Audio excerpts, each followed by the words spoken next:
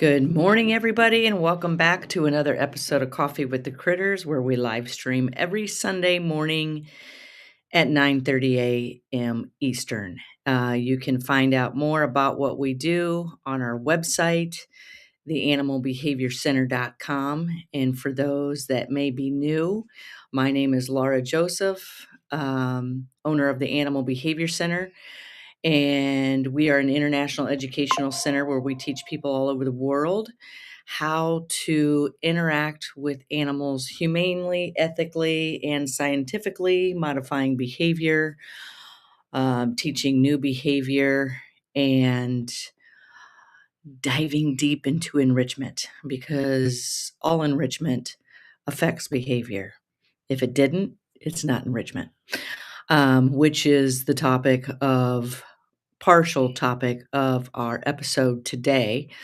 And for those that may want to know more about me or have information or questions for me, you can contact me at Laura, Lara, at theanimalbehaviorcenter.com, where you can also find that on our website under contact. So today we are celebrating week one of our 13-year anniversary. And so the Animal Behavior Center turned 13 years old a week ago yesterday. Good morning, everybody. Thanks for joining.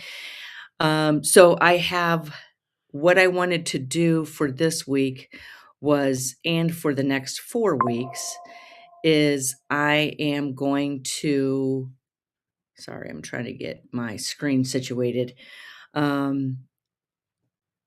am going to live stream a specific topic for the next 4 weeks, starting today, for those that will have a consequence for those that are very serious about training, modifying behavior, understanding behavior, and the importance of enrichment. So I've been on the road this whole past week, working with a wide variety of species of animals. And after 13 years of working with wolves, all different types of species of birds, reptiles, an array of different species of animals, one thing is clear: not all enrichment improves welfare. And we have given a lot of past episodes on understanding welfare, well-being, and what it means. Not all enrichment brings desirable outcomes. And today on Coffee with the Critters, we're going to unpack this very important topic of when enrichment increases arousal instead of meaningful engagement. And this is like arousal to the point that you have a hard time interacting, training, or creating motivation with the animal. So, busy does not always equal beneficial. Intensity does not equal necessarily enrichment. And excitement, overstimulation does not equal welfare. So, in celebration of our 13 years in business, I'm going to do something intentional over the next 4 weeks. Each week, I'm opening access to something substantial, not a sample of a product, not a discount. I want this to be for people who are very serious about what they're doing. And this week, one person will receive a 1-hour in-depth podcast episode of their choice. So our memberships include detailed 1-hour topic-specific podcasts that are very popular. Those of you and these are private podcasts, we record them every month, and we cover individualized topics like how rates of reinforcement affect shaping, the 4 main factors of reinforcer effectiveness, latency, shaping duration, et cetera, et cetera. And if the topic already exists in my private podcast library, I'll send it directly to you. If I haven't covered it yet, I'll record it. So I do want to hear from you, what our topic a specific topic of interest, a specific topic you're struggling with. Maybe it's one you're struggling to understand. Maybe it's a situation you're struggling with. I record these podcasts for those of you that are in my online memberships, and I have several of them. I record these the first week of every month. So today is March 1st. I will be recording the next podcast this week. So to be considered, comment on this post in this post on the Animal Behavior Center's Facebook page in this live stream anytime this week before next Saturday at noon Eastern, before next Sunday. So next Saturday, noon Eastern, I will shut off the time allowed to have me give this podcast to you. I want to hear your success story, a challenge, a question you have related to, I don't care if it's enrichment, training, behavior, animal welfare, and I'll select one thoughtful response and announce the winner during next week's episode, because next week's episode is going to be episode 2 of 4. So to be considered, I want a serious post, question, comment, situation, or result. Not surface level, not something I'll be able to tell. I'm going to read through at each comment and find the person that is serious. Maybe it's more than one person. I want something applied, something you're actually working through, and I'll select the one that demonstrates thoughtful intention, application, or concern. Post this in the live stream here on Facebook or on my YouTube channel by Saturday, March 12th at 12 p.m. So now let's talk about how to tell the difference between engagement of enrichment and elevated arousal. Because this is a thing. And I've seen it numerous times, and I've seen it this past week. I see it a lot in certain species of animals. I see it a lot in animals in specific situations. So enrichment is designed for numerous different reasons. And like I said at the beginning of the podcast, all enrichment is behavioral enrichment. There is no enrichment that's really not behavioral enrichment. I say that because I'm hearing that term a lot lately, and I was like, what does that mean? If the enrichment is not affecting behavior, it's not enrichment. So enrichment is designed to promote species typical behavior, individualized, not necessarily species specific, but individualized behavior. It's supposed to, I locked Snow out of my office and she's not very happy with me. The intention of enrichment is to increase engagement, shape learning, occupy time, keep that animal continuing to learn while we're not interacting. All of my enrichment that I incorporate is with intention for the animal to manipulate, engage with. It includes giving the animal choice, control, complexity, supporting welfare, but sometimes it does the opposite. Sometimes it goes a little too far, and sometimes it creates concern from us, the observer. So today I want to talk about what happens when enrichment increases arousal beyond the point where you think this is an interest in the animal's well-being, and how to tell the difference. So with engagement, let's define the difference.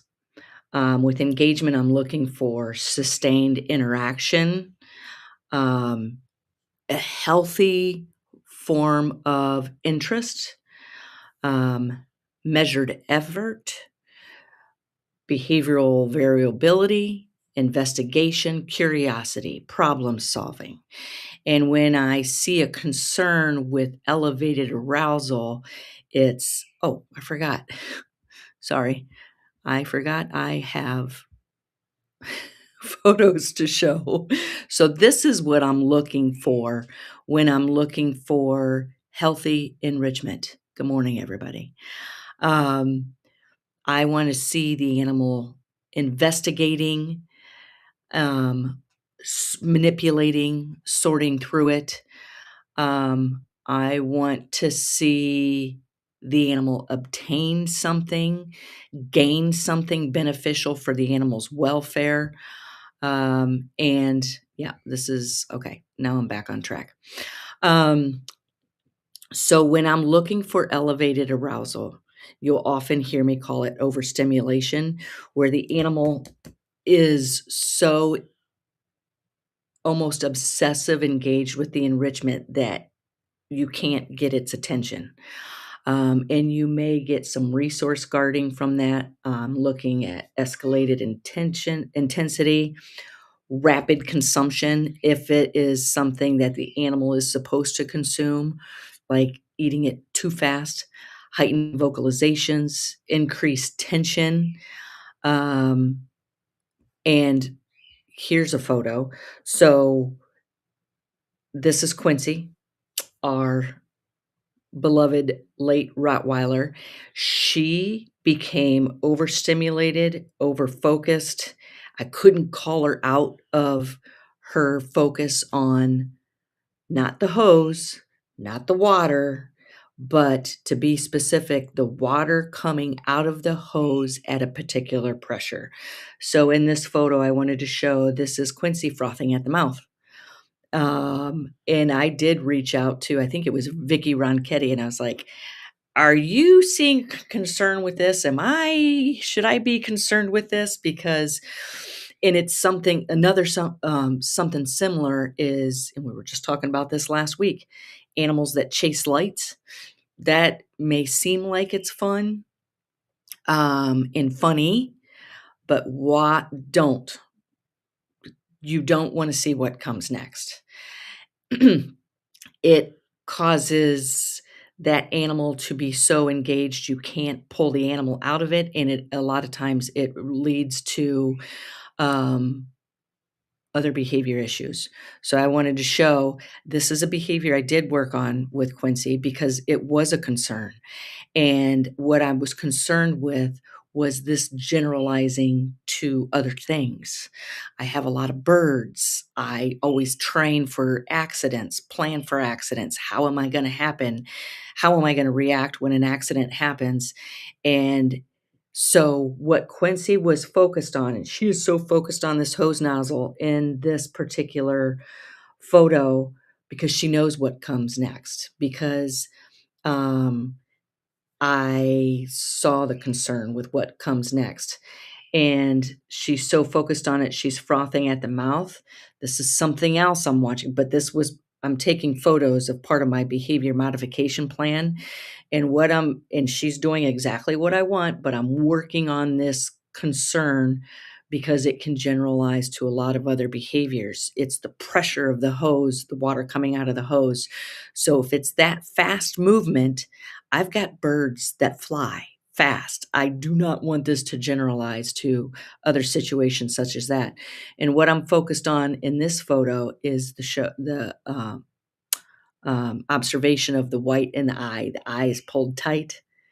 Her mouth is pulled tight.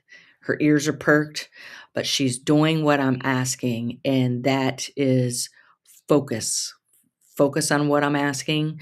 What she does, and you can tell she's all wet, is she chases it immediately and tries to catch it. And it's so overstimulated, over threshold, that it is a concern. The next photo is starting our behavior modification plan. So when I'm working with overstimulation, over arousal to the point where I can't get the animal's attention, what I'm focusing on is where where does this behavior concern start? And specifically, then I'm going to look at what happens right before this particular behavior concern starts. That is shaping, that is where I experiment with the environment to start seeing where can I begin counter conditioning, retraining. Um, so what I'm seeing from Quincy in this photo is, yes, her tongue is hanging out the side, and I do pay attention to that because that is a sign. That is a cue to me for certain behaviors from Quincy. And the behavior I wanted was her staying calm when I turn on the hose and it shoots high pressure. So where do I start? Picking up the hose. Maybe I don't even start with picking up the hose. Maybe the hose is laying out. And if I were to grab that hose nozzle and lay it out on the ground, she's going to start panting like she is in this photo. And she's going to start circling around that hose. And she's going to quickly keep glancing up at me like, are you picking it up? Are you picking it up? Are you picking it up? And then once I remember this so clearly, once if I were to reach down and just pick it up, boom, overstimulation. I lose control. And she would whine. And as you could tell earlier, she starts frothing at the mouth. Um, so I'm looking for post event agitation, hesitation, or fear from interaction with us. This is when we struggle on getting them to focus. So a lot of times what I will do is in addition, I will search for a place to begin. What happens right before this behavior concern? That could be the cue that the behavior concern is getting ready to start. So I might start looking at distant antecedents and see where this object is in the environment, but the behavior concern hasn't started yet. That is exactly where I'm going to start shaping. Um, so why it happens, it can happen for high valued reinforcers. Reinforcers are so much more than food. This is a reinforcer. If you have a behavior issue, you have a reinforcer. There is a reinforcer for the behavior issue.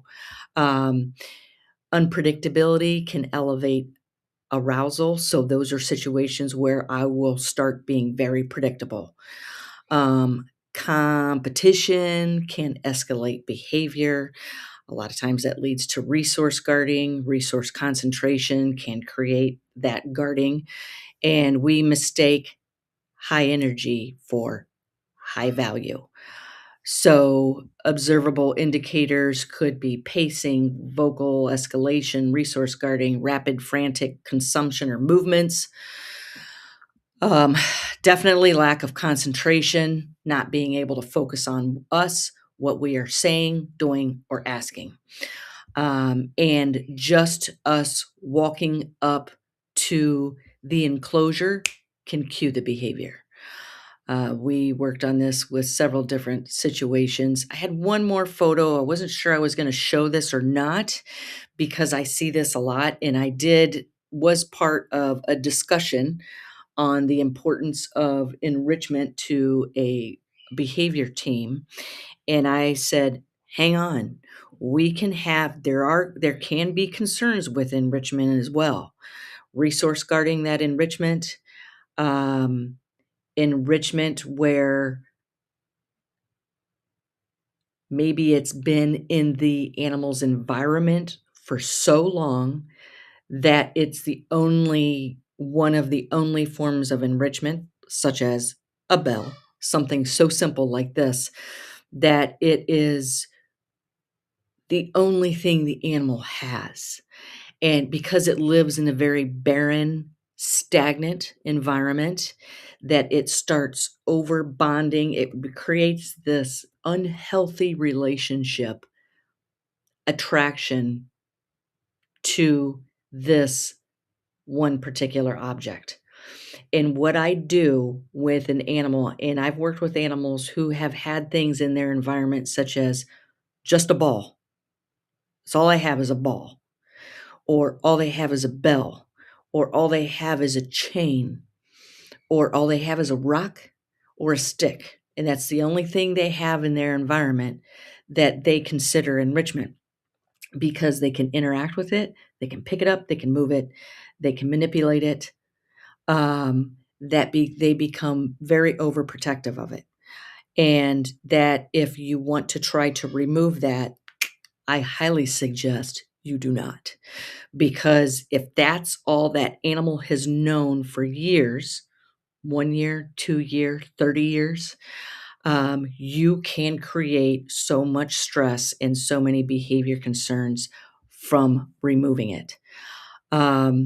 So how to adjust? I need to get, when I'm working with overstimulation, overall arousal from enrichment, I create a lot of focus and control exercises, very basic, such as look at me, or I may even capture this behavior. When the animal looks down, say it's Quincy at the hose, a bird with a bell, that I can't even get the attention, that I will capture it when that animal looks at me, boom, I'll bridge and deliver some type of reinforcement that is always identified by the animal. So I'm looking for that shift from stimulation to structured engagement, and I'll design enrichment for healthy persistence, duration, investigation, um, duration over intensity, shaping focus and control during distraction. I do this a lot when, especially with animals that are very fearful of a particular object, and it just doesn't need to be, but it's the animal that always determines the feared object, whatever. And I will slowly start shaping change. I'll shape being able to call the animal's attention to me, starting with something that is not as distracting, and slowly moving towards something that's more distracting. So, in this episode is for everybody, anybody who is interested in animals, their well-being, for trainers, keepers, behavior professionals, any type of animal lover in any form, who want enrichment to be functionable, measurable, behaviorally sound, and not just stimulating. So, behavior tells you whether enrichment is working. The real question is, are you measuring the correct variables? So, with that, that ends our first week. Wait till you see the upcoming weeks. I'm diving deep, I'm being specific, and I want to hear back from those of you that are serious. So, as you may know, Coffee with Critters is now a podcast that you can find on much more than this: Apple, iHeartRadio, Spotify. So if you find Coffee with Critters and you listen to podcasts, I'm a huge podcast listener. You can be notified each time that we upload a new podcast, because we have these are the public Coffee with Critters podcast. Also, you're going to want to pay attention to our nonprofit, Sam I Can Foundation. You're very welcome, Gwen. You're very welcome, everybody. Sam I Can Foundation Facebook page. And if you are on our email newsletter, we'll be sending you this out as well. Oops. Because you can also, we have a grant program where we are giving away grant money to support nonprofit animal organizations. So if you have a nonprofit that is that means a lot to you, share this with them. You can find it on the Sam Mike Hands Foundation's Facebook page. And some of you I may be seeing at the end of this month at the annual conference, IAATE's annual conference. That's the International Association of Avian Trainers and Educators, is partnering up with the Animal Behavior Management Alliance, and I will be presenting, I believe it's on Monday, March 30th in Cincinnati, Ohio. And with that, I want to say thank you. Let me hear your responses on this post, and I will record a podcast specifically for you if I don't already have one in our ever-growing podcast library. So with that, I want to say thank you, and we'll see you next Sunday. All right, take care, everybody.